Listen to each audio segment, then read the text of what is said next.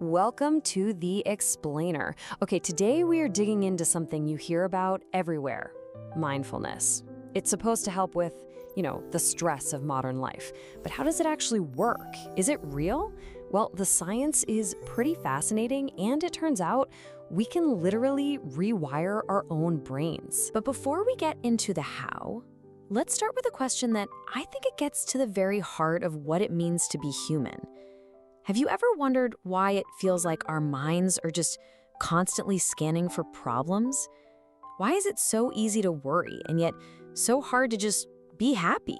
Well, to answer that, we've got to go way, way back. And the simple, maybe even kind of surprising truth is this: our brains did not evolve to make us happy. Nope, they evolved for one primary purpose, and one purpose only: to keep us alive. Okay, so check this out. This really breaks down the survival math our brains are running on all the time. Just picture it. You're one of our early ancestors. A false alarm. You see a rock. You think it's a lion. You run. Kind of embarrassing, right? But you're alive. Now the other way around. A missed threat. You see a lion. You think it's a rock. You don't run. Well, you don't survive. You only get to make that mistake once. This is why our brains developed what scientists call a negativity bias. It's a system designed to keep us safe by basically always assuming the worst. And I love how neuroscientist Dr. Rick Hansen puts it. He says this bias makes our minds like Velcro for bad experiences and Teflon for the good ones. I mean, think about it, right? You can get 10 compliments in a day, but it's that one little piece of criticism that you'll be replaying in your head for days. That's not a personal flaw. It's just your brain's ancient survival software running in the background. All right, so here's our game plan for today. We're gonna start with this anxious brain of ours, then we'll get into what mindfulness actually is and how it can literally rewire things. We'll look at the science, try it a quick practice ourselves, and wrap up with a really beautiful idea. Let's dive in. Okay, first up, the anxious evolved brain.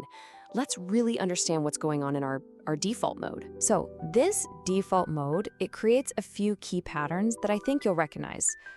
First, there's what's called experiential avoidance.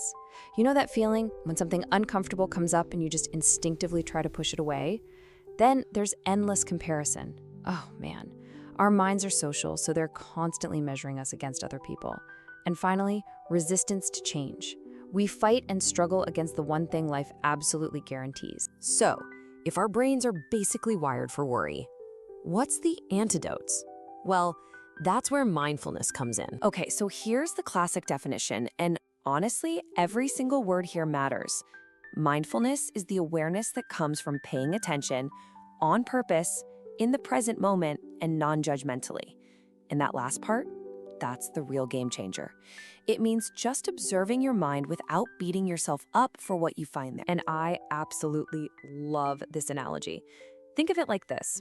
Practicing mindfulness is a lot like training a puppy. You're not trying to force your mind to sit still and behave. No way. Your mind is gonna scamper off. That's just what minds do. The real work, the real practice, is the gentle, patient act of noticing it has wandered off and just kindly bringing it back over and over and over again. All right, so puppy training for the brain. Sounds nice, right? But does it actually do anything? The science on this is incredibly clear. Yes, it literally, physically rewires your brain. Let's take a look inside.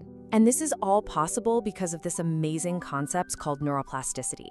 We used to think that the adult brain was pretty much fixed, set in stone, but we now know that is completely wrong.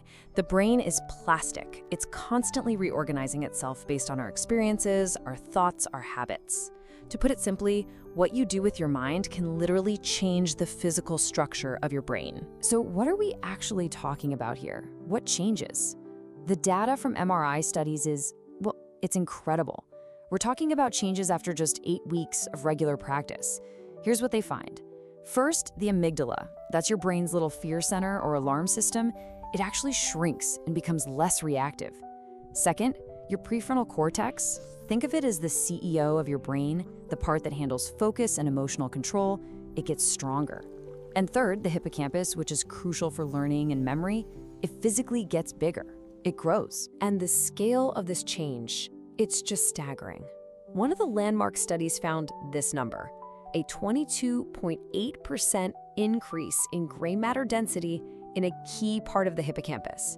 Let that sink in. That is a massive physical change to your brain in just 8 weeks of practice. Okay, so brain changes are cool and all, but what does that actually feel like in real life? How does this translate to feeling better? Let's look at the results. For depression, the results are just remarkable. For people who have a history of it coming back again and again, mindfulness-based therapy can cut the relapse rate in half, from 66% all the way down to 33%. And get this, that finding is so robust, it's now considered to be just as effective as maintenance antidepressant medication for preventing relapse.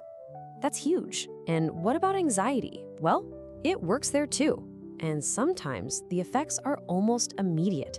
One study found that even a single brief mindfulness practice can reduce what's called state anxiety. That's the stress you're feeling like right here, right now, by an average of 22%, just from one short session. All right, we've seen the science, we've seen the proof, now it's time to actually try it.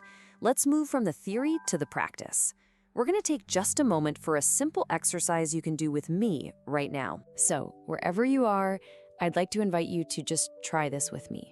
First, just find a posture that feels comfortable and kind of upright. Let your spine be straight, but not stiff or rigid. And now, if you feel comfortable doing so, just gently allow your eyes to close. And just begin to bring your attention to the physical feeling of your breath, wherever you feel it most clearly. It might be the cool air at your nostrils, or maybe the gentle rise and fall of your belly. There's nothing you need to do, just noticing. And when your mind wanders, which it will, that's totally okay. The moment you notice it's wandered, just gently, without any judgment, guide your attention right back to the feeling of the breath. Let's just sit with that for a moment. Okay.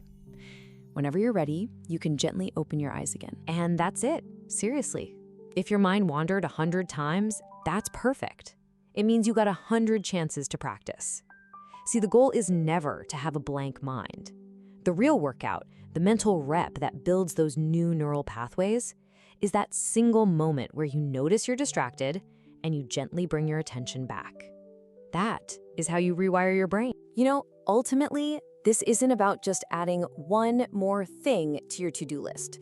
It's really about making a fundamental shift, a change in the entire relationship you have with your own mind.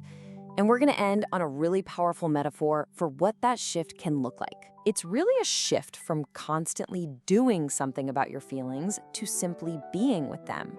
Instead of getting into a fight with every uncomfortable thought or emotion, you learn to just allow it, to give it some space. You basically stop being a warrior, constantly battling your own mind, and instead you become a gracious host for whatever shows up at the door. And that leaves us with this really beautiful and powerful idea from the poet Rumi. He asked us to imagine that this being human is a guest house. Every morning, a new arrival. A joy, a depression, a meanness. They're all just visitors. So the final thought to leave you with is this. What if you stopped trying to fight the guests you don't like? What if you welcomed them all in? What if every single one, especially the difficult ones, has actually been sent as a guide, here to teach you something you really need to know?